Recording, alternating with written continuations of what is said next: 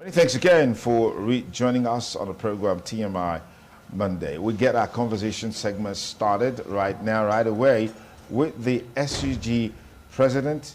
That's the Student Union Government President, University of Benin, Alpha King Lemuel Osaho. Many thanks for joining us on the program. Thank you very much. Okay. When were you elected, and how was the election that brought you to power? Good morning, everyone. We had our election late November. Last year? Yes, last year, 2023, late November. We got inaugurated December 1st, 2023. And it was quite the election, as it was one of the most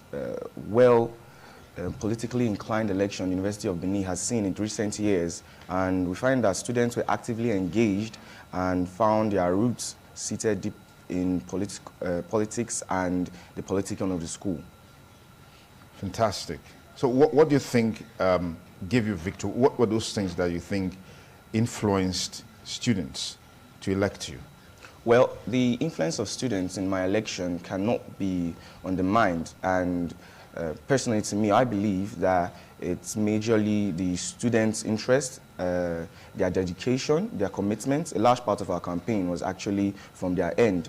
We did our bits, we campaigned, we talked to individuals, we said those things we could, but we find out that a lot of students were the ones who actually did the major role of going out there, campaigning, canvassing, and bringing those supporters and votes to us. And that was how we're actually able to get victory in the SUG elections. Fantastic. Congratulations once again. Thank you very much. Well, we're looking at EDO 2024, the role of students and youths.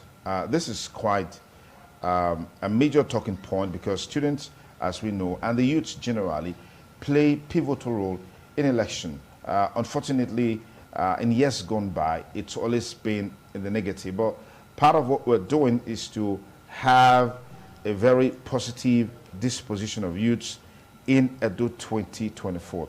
What's your assessment of the level of engagement with youths in the build-up to this EDO 2024 governorship election, the build-up to this election as it relates to students, as it were? Well, thank you very much for that question. As regards the EDO 2024 upcoming gubernatorial elections, youths are actively interested but need to be shown that interest. A lot of youths are waiting and they are eager to show their zeal and their enthusiasm towards the EDO elections. We have young minds, intellectual spirits that are ready to put their strengths, their ideals and their notions out for the elections. We just need the state to understand that these persons are a pivotal part of our system. The youths and the students are a pivotal part of the EDO 2024 gubernatorial elections, and they need to be given that opportunity to showcase that talent and that skill which they bring to the table. How would you describe those opportunities that students are yearning for? Because you said the students are ready, youths are ready to be able to play that pivotal role. But in your assessment, those roles are now being explored and exploited by stakeholders. That's the point you're making. Yes. So what are those opportunities? Well, thank you very much again for that question. When we talk about the opportunities that need to be explored by the stakeholders of the state, we're referring to certain points, which I will name shortly.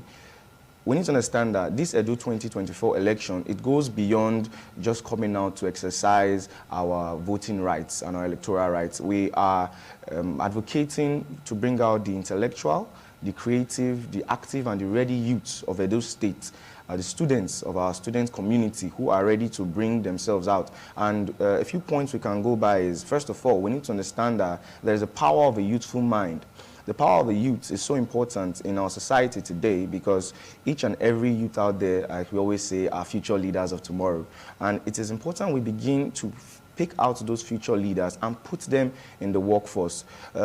It goes beyond just coming to the university and just graduating. We need them to understand that there are roles out there that they can take up and there are roles that they can actively engage in. We are the discerning factor. Now, these are the rules I'm talking about. When it comes to choosing our leaders, who best than those who we have sent, who the leaders have sent to the universities and to the schools to gain intellectual knowledge, and now to select those persons that will come to rule them. We should also be in a good state and a right state of mind to also select those leaders who come for us. Having the ability to discern intellectual leaders from those who are not ready to work, those leaders who are culturally ready. By culturally ready, I mean Edo State is a state that by the grace of God is culturally diversified, and we have different diversities of persons here. And so we need these students to also be able to judge the character of the persons that want to lead them. Now, these roles, as not so glaring as they are on the forefront, are actually the pivotal and key points that needs to be taken in. Okay, as a body, SUG is such a very powerful body because it's the umbrella body that mobilizes students for engagement. What plans do you have, for example, to engage the political class? Across political divides, you have different aspirants who are interested in becoming the governor of Edo State. But that can only happen when their parties nominate them. What plan do you have, what strategy or structure do you have in place to engage first political parties to ensure that equity, fairness, transparency is at play when they elect their candidates through their primaries? Well, thank you very much. The plans for the SUG, by the grace of God, as a student union president of the University of Benin, I am not only honored, but duty-bound to instill a level of political awareness in our students, in my student community, from the just incorporated students, the 100 level, down to those who are about to leave the university, which are the final years. Each and every student has a role to play. And what we are doing going forward as pertains to the Edo 2024 election in incorporating students' activities in Edo 2024, that's inclusivity, is actually enlightening the students that you must understand that you have a role to play and you have a point to make by scrutinizing carefully these particular aspirants. Before we even move to the primaries, okay, we need to know that you need to understand the playing field and you need to know these persons that are going to come out, so that when it now gets to the point of the primaries, you already know that these are the persons that are on seats, these are the persons that are in different positions of power. We have different areas of our university that needs to be looked at and needs to be worked on. And we need to look for persons who have the interest of our university at heart.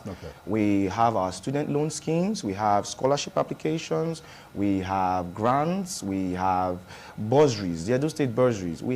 These are various aspects of the school that we would want these various aspirants to look at. Now, depending on how they look at it, that would also affect how we take them. The last thing we want is someone who has not looked at this particular criterion and then we are going ahead without any prior awareness on how the person should work.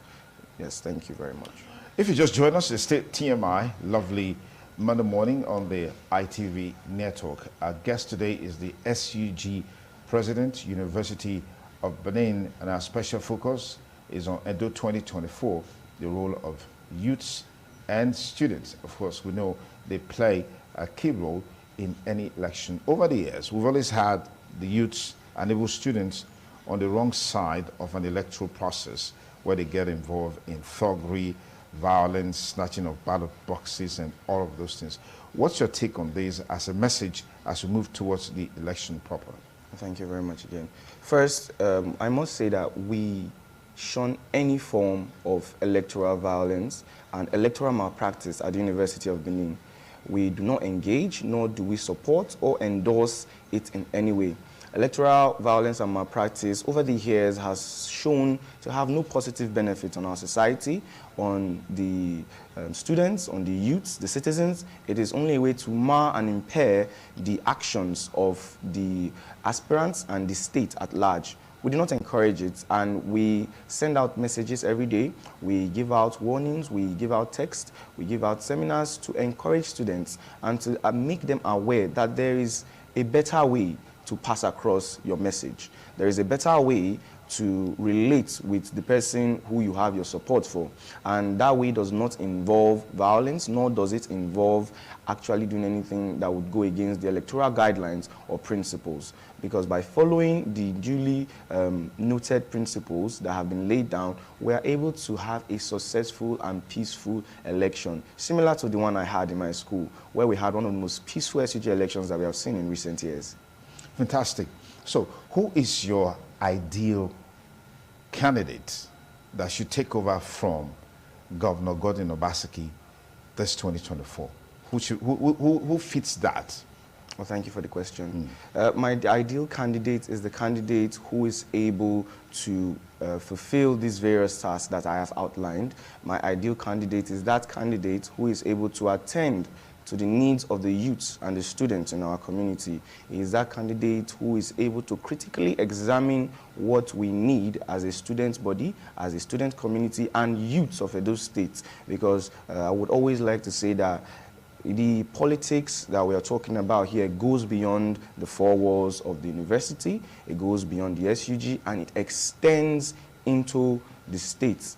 Our state is an important and crucial part of our lives that we need to understand, and so therefore we are by nature and by default inclined to follow it to that level. So my ideal candidate is that candidate who is able to come down, who is able to show us, that he is culturally ready, that he is intellectually ready, that he has the proper backing and background, that he has those qualifications and certifications that will enable him to be able to assess, to be able to deduce what needs to be done, what needs to be improved on, what infrastructural developments needs to be made, what educational reviews and curricular amendments need to be made on our educational sector and our educational system that would further improve our academic state. That is my ideal candidate. Well, there are talks that the SUG is already supporting a particular aspirant in the build-up to the election. Is that true?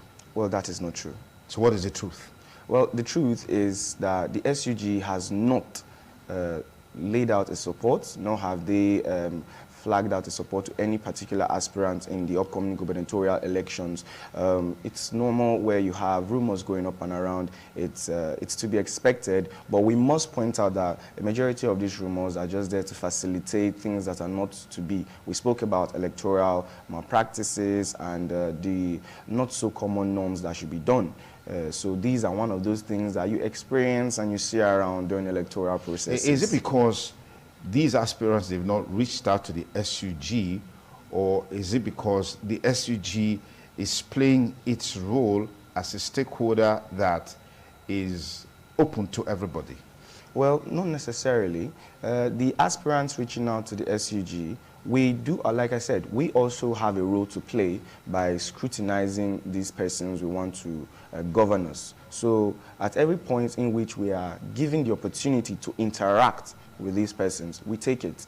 We take the chance to actually have a conversation and to understand the mindset of this particular individual. We don't shun anybody out. We don't drive away anybody. We are open and we listen and understand to what each and every aspirant is saying. So to be able to discern what is good from what isn't, so that we can be able to properly make well-informed decisions to our students and youth community. So in future, in the build-up to the election, when I mean future now, before the election, is the SUG going to take a position on a particular political party, on a particular candidate, as it were? Well, like you said, in build-up to the future elections, I would want us to wait for the build-up and the future elections to come. Thank you very much, Sam. Good to have you on the program. No problem. Thank you. I've been speaking with the SUG President, University of Benin, Alpha King Lemuel Osahon, and sharing his thought with us on the ideal candidate that should emerge from all the political parties running in Edo 2024 governorship election. The criteria that has been set, we hope that those who have indicated interest, they've met them so they can have maybe a block vote from the SUG. That's a matter of time and maybe a matter of days, weeks, and months in the build up to the 2024 governorship.